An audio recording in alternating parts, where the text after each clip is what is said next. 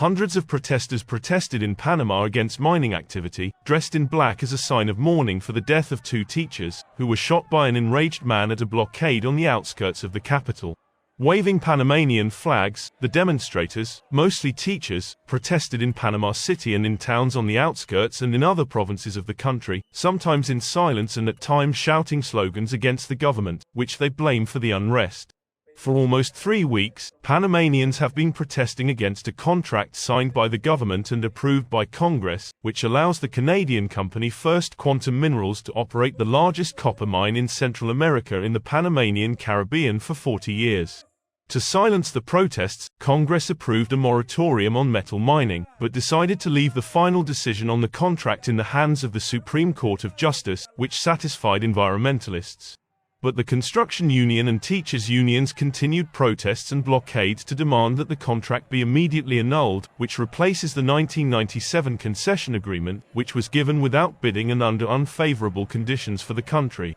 The government and the company argue that the new contract gives minimum annual contributions to the state of $375 million, 10 times more than the amount of the initial agreement, and that the mine generates about 50,000 direct and indirect jobs and contributes 5% of the GDP.